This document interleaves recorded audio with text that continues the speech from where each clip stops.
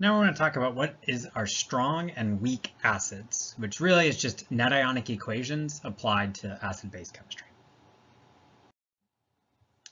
So we know that all acids dissolve in water.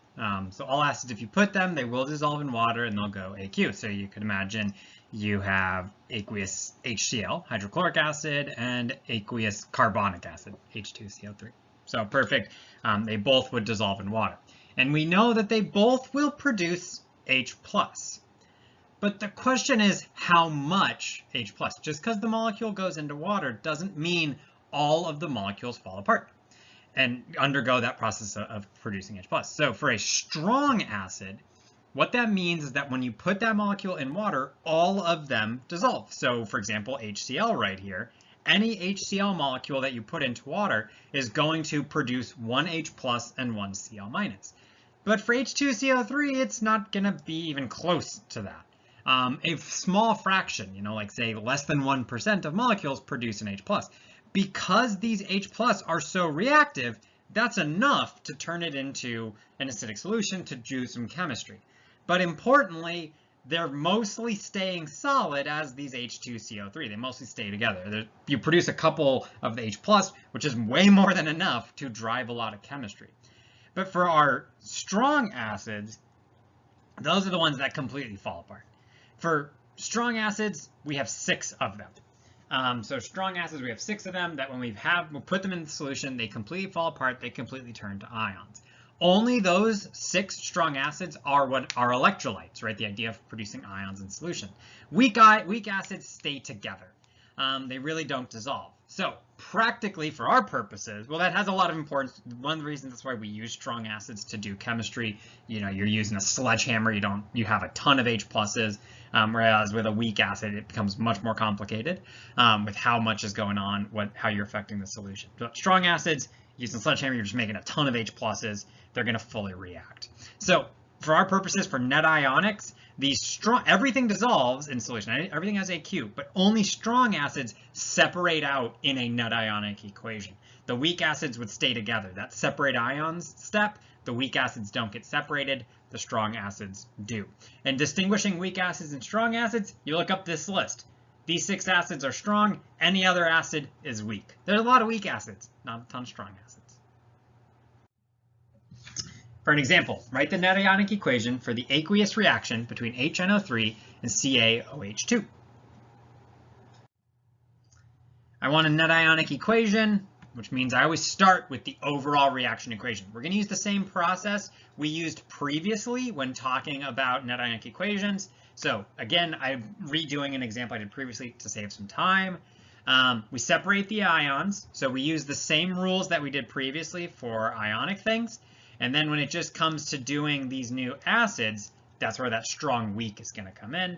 We cancel spectator ions.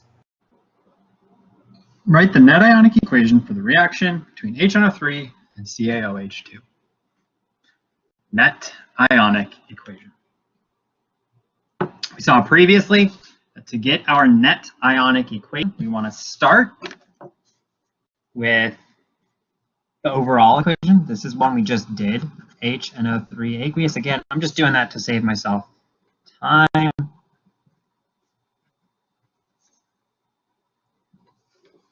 But you could always do this if you were faced with coming up with a net ionic equation. It's a bit more of a pain. Got to come up with the equation, which takes time, but yeah, might as well use it. So 2HNO3 plus the CaOH2 becomes CaNO3, 2 plus the 2H2O, draws the liquid. So net ionic equation, we know first step is going to be to separate ions. So we've seen previously that we know this AQ, that's ionic, this AQ, that's ionic. So we know we're going to separate those. That means the AQ means that they are soluble ionic compounds. HNO3, though, that's an acid. And so separating this is where we need to start using, basically because it's an acid, we want to think about, is it a strong acid? And how we can characterize and identify strong acids is using our list. Just look on the list. I can see that nitric acid, HNO3, is on the list. And so that means this is going to get separated into the ions.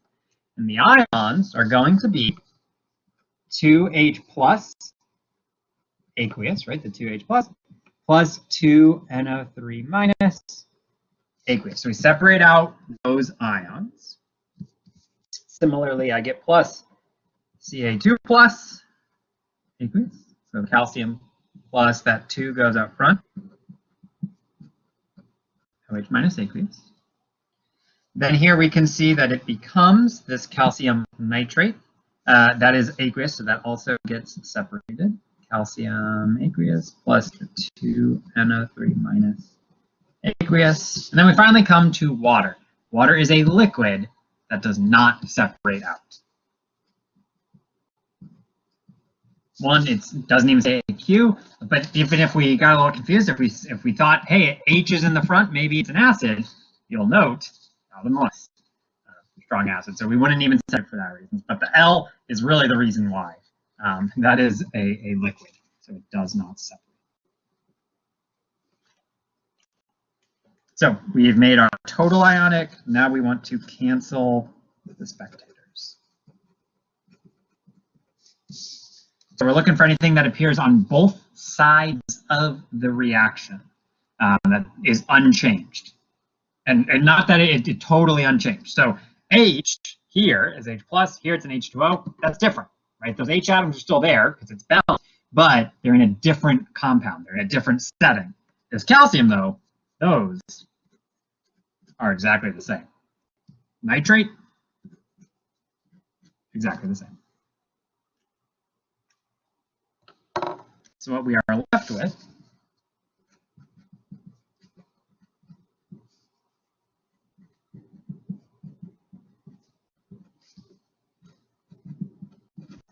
is the H plus with the OH minus to make water.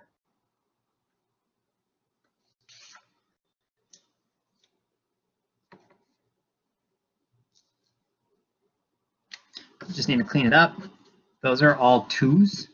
This can be simplified. So this isn't necessarily wrong, it just doesn't look quite right. The best answer would be H plus AQ, OH minus AQ becomes H2O liquid.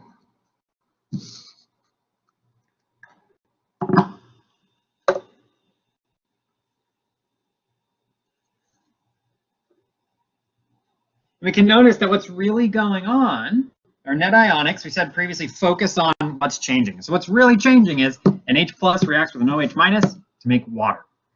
This is the neutralization reaction. Neutralization is the acid, which we identify as containing an H, and a base, which we identify as containing an OH. So those parts of these molecules are what are really reacting and are really changing.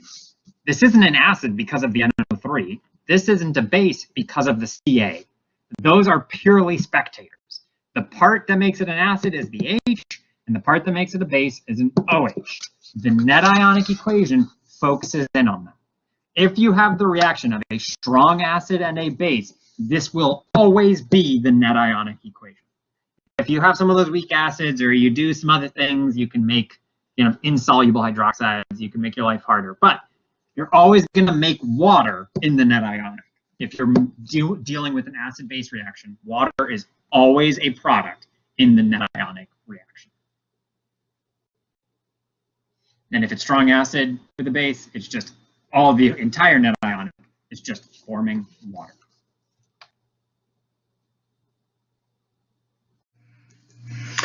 All right.